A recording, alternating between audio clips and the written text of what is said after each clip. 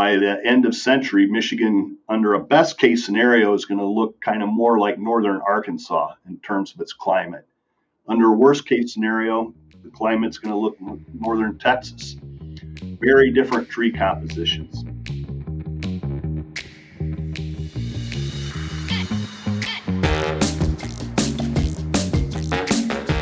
The voice you just heard was that of Dan Herms from the Davey Tree Expert Company. And today's topic is all about trees, the impacts that they give to our world, but not only our greater world, but our local communities. Mature trees can help reduce temperatures by between 10 and 20 degrees.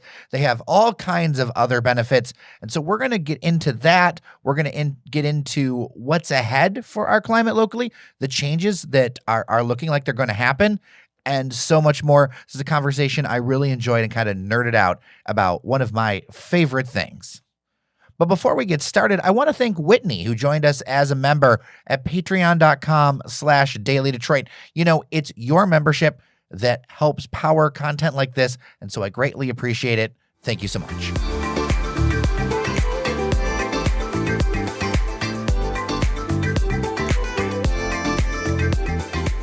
You know, one of the things that I enjoy most about where I live, and I live in a 100-year house, and I'm surrounded by many trees that are almost or just as old as where I am and where I'm staying. And so to me, like, trees are important. They're so much an important part of your landscape, your urban canopy, not just, say out in the suburbs or, out in rural areas, but in the city too. And a new report that came out, and I've got Dan Herms here. He's the Vice President of Research and Development at the Davey Tree Expert Company. New report out talks about the importance of caring for trees and caring for existing trees. So, Dan, first off, welcome to Daily Detroit. Well, thank you. It's a pleasure to be here. So looking at your work, it's really interesting to me because I always see the first focus put on planting new trees. And I mean, I assume that's good, but what stood out about maintaining the trees that we have? Well, planting new trees is good, but the mature trees that we already have are the ones that really provide the benefits. And it takes so long for a newly planted tree to become a mature tree that preserving the canopy that we have is absolutely critical. And the benefits that these trees provide, of course, shade, obviously, is what everybody thinks about with a shade tree, but they provide all kinds of services to urban environments. So and these services are becoming more important as the climate warms. So these trees really help things like cool the urban heat island effect. They reduce stormwater runoff that we're getting from these more intense thunderstorms. They filter air pollution. They reduce the need for air conditioning and cooling costs. And there are some interesting studies now that are showing trees also have really important benefits for health, well-being, and welfare. So they filter air pollution. The studies are showing that that's having an effect on reducing heart problems in areas where there's good tree canopy, and that presence of trees reduces crime. That's interesting to me. Why do you think that is? Well, that's a really good question. So the studies, document the effect. It's clear and it's real. Why that is under investigation, but trees have a calming influence on people. And so that could contribute to it. Trees in a tree environment, people take more pride in their neighborhood. Studies have shown that if there are no trees, all of these kind of things could just create a more serene and peaceful environment. Well, for years, Detroit was known as a city of trees. Our tree canopy was decimated many years ago by Dutch elm disease. And, in areas has definitely started to recover, and also in areas of the suburbs here that now, if you think about it, some suburbs were founded in the 60s and 70s and, 1970 is more than 50 years ago now. So one tends to sometimes forget that. So those trees are starting to get more mature. Why is it important with climate change with this? Because I think that people think that there's sometimes nothing they can do about climate change, or that there's, no ways to like mitigate the effects on a very local level. How can trees help with climate change?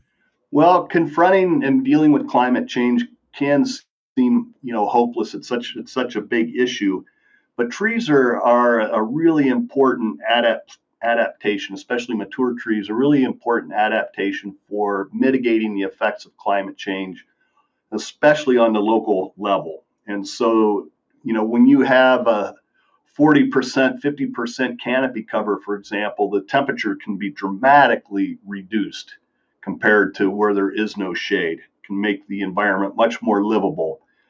Again, reducing the stormwater runoff that goes into the sewers, a really important effect. Reducing heating costs, the carbon sequestration. In the town that I live in, Worcester, Ohio, we did a street tree inventory, and the trees on the city streets sequester more carbon each year than the municipal fleet emits from their vehicles. So an important offset at the local level. So trees provide probably one of the best ways that can mitigate the effects of climate change on a local level. So the people who are listening know, like, what defines a mature tree? What does that mean? I guess I think of a mature tree as a tree that's larger than an immature tree. I feel like we could have these kind of floating definitions with people too. Are they Exactly. I was just thinking the same thing. But I think of mature trees, as trees that have been established. Maybe let's just arbitrarily say a tree that has a trunk diameter of more than 10 inches. You okay? could call a mature tree. Trees, of course, can get much larger than that, but once they get to that size, 8, 10, 12 inches of trunk diameter, they have a large canopy, a canopy that casts a fair amount of shade. They're starting to get as tall as a house or taller, can start shading the house. Maybe that's a definition. Once a tree is tall enough to actually provide substantial shade to your house, or keep your car cooler, or keep your yard cooler, then maybe that's a definition of a mature tree. Could probably get more technical and think about reproductive maturity. When is a tree old enough to start flowering and producing fruit or seed?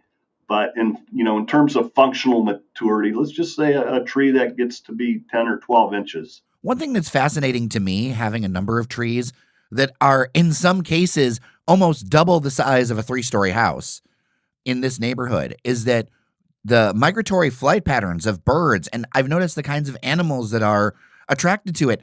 That is a whole nother layer of interest. And I feel like that also helps just the general ecology of the entire region, and wherever else that bird was flying to have a stopover point, that, I'll bring out the binoculars, whatever, and see something up top that it's like, wow, this bird, will only be here for a week or a few days, and normally is hundreds of miles from here.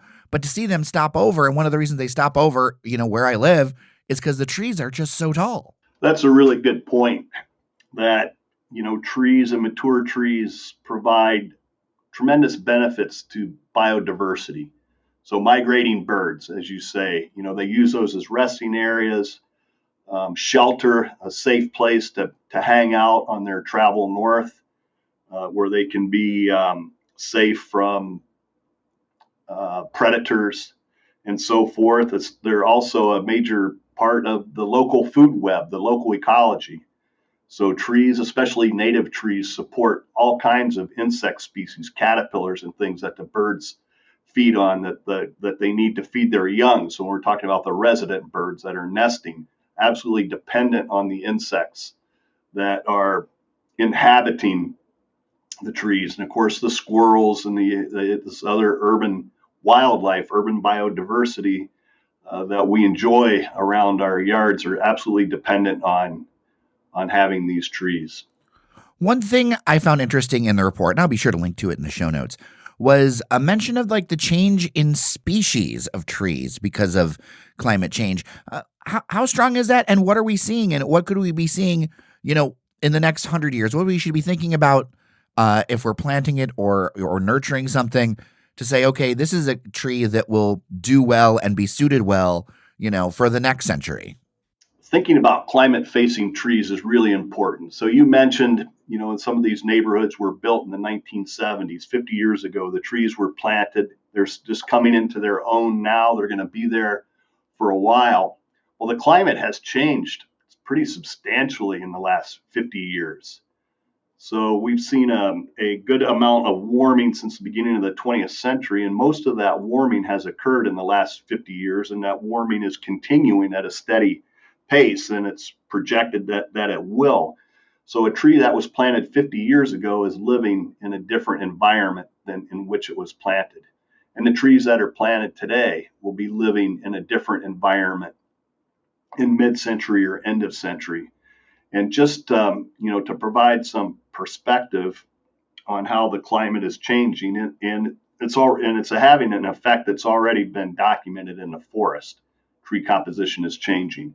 But Michigan, for example, the amount of warming that's projected, depending on how we deal with carbon emissions, by the end of century, Michigan, under a best case scenario, is going to look kind of more like northern Arkansas in terms of its climate. Under a worst case scenario, the climate's going to look northern Texas. Wow. Very different tree compositions. So the northern species are becoming stressed at their limits. So that means birch, spruce, aspen trees that currently reside in Michigan are going to be increasingly stressed as time goes on. Other trees are going to benefit. There'll be winners as well as losers. So, for example, in the future Michigan climate, trees like red oak, bur oak, black gum, hickory, redbud, these trees will continue to thrive for many years to come as the climate changes. They're adapted to that warmer weather. So these kind of what we call climate-facing trees would be good choices to plant today, knowing that they'll still be adapted to the Michigan climate 50 years from now. Oh, wow. I just have a couple of thoughts from this. Number one, we had someone who makes wine in Michigan on the show recently, and they told me that actually climate change is benefiting them, and they're able to get higher yields because of that. Although, they say it in a way like it's not necessarily a good thing, but it's something that it's having that the climate change here is having that much of an effect. And then the second thing I think about is the trees that, I've been able to look at old photos and things like that. I can only imagine how many, and I didn't look it up before I stepped on the line with you, how much the climate has changed here in 100 years from 1922 versus 2022. I imagine it's even more stark than 50 years ago. The climate across the United States on average has warmed 2 degrees Fahrenheit over the last 100 years. And Michigan has increased a little bit more than that, has warmed a little bit more than that. And so, as an example, I used to work in the 1980s. I worked at Dow Gardens in Midland, Michigan. Oh, okay. And when I started there out of college, Midland was a, zone 4 in terms of winter hardiness. And now it's borderline zone 6. So 2 degrees Fahrenheit over the last 100 years, that may not seem like a lot, but to put that in perspective, the difference in temperature between the coldest point of the last ice age, and the warmest point of the interglacial period, which is now, is 9 degrees Fahrenheit. So 2 degrees of that has come in the last 100 years. And, we're predicted under the best case scenario to get another at least 2 degrees of warming by mid-century. And so, that's going to result in a different climate. The climate has already changed, and it's going to continue. I just did a quick little bit of math here. People think about 2 degrees. I sometimes wonder if we should have had more degree stops so that people think that it's bigger and really realize what it is. Real quick, I saw that basically that 2 degrees out of 9, that's a little over 1/5 of the way to the difference with an ice age. And if you're talking about 4 degrees in total, that's like 2/5 of the way, or 40%, 44% of the way there. That is crazy to think that we are like that's just mind-blowing to just hear that, and like to in my head, and the feeling that I felt even when you said earlier in the conversation about our weather changing to something more like Arkansas or Texas. Like, I felt an emotional reaction knowing that my kids won't have the same outdoor experiences and everything that I did. And like that's just going to be like right now, and like the best case scenario for how things go. That's crazy to me. Yeah, well, you're right. 2 degrees doesn't sound like much because of how it's graduated, but that's a tremendous change, and the effects of that are very obvious. So, for example, think about Glacier National Park. So, when Glacier National Park was founded in the early 20th century, there were 150 glaciers. There are only 25 glaciers left in Glacier National Park as a result of the warming that we've experienced. We're seeing, insects moving north. The warmer winters, more rain, less snow. All of these things are already apparent. Increased wildfire in the western United States, the severe mega drought in the western United States. All of this is a result of 2 degrees. That's the much stronger hurricanes, more frequent tree damaging thunderstorms, all as a result of 2 degrees. We get another 2 degrees, and all of these effects will be further intensified. Well, Dan, so before I let you go, what are maybe 2 or 3 things that you can share with listeners that they can do to help, slow this and make a difference? Because I like to leave people with some hope and with some action items. What are some things that they can do to make sure that they're doing their part? Well, there's several things that people can do. One is, to kind of take a look at lifestyle things. Transportation sector is a big source of carbon emissions. So how frequently you drive, what kind of vehicle you drive, other things in terms of conserving energy, and planting trees. Trees are the one low tech thing that we can do right now that will contribute to carbon sequestration and carbon storage, as well as mitigating the effects of climate change. So go plant a tree. Well, Dan Herms, I appreciate your time on Daily Detroit. I didn't expect to feel so many things in this interview, but I did. So I appreciate this. Well, always happy to. My wife is from Detroit, by the way. Oh, really? Have a soft spot in our hearts for Detroit. Yep, we got married in Detroit. The thing is about Detroit is that it never leaves your heart. Yes, that's very true. So go Tigers.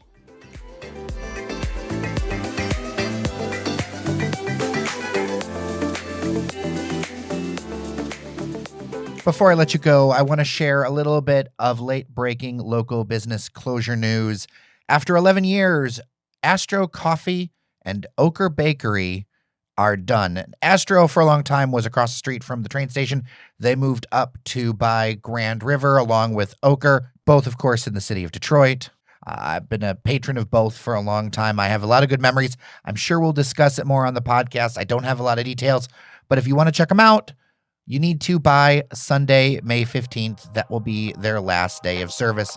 Thank you for all the tasty goods and the good memories.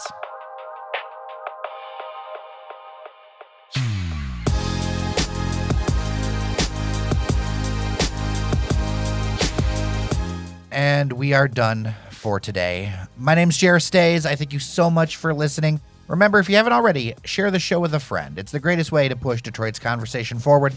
Remember that you are somebody, and I'll see you around Detroit.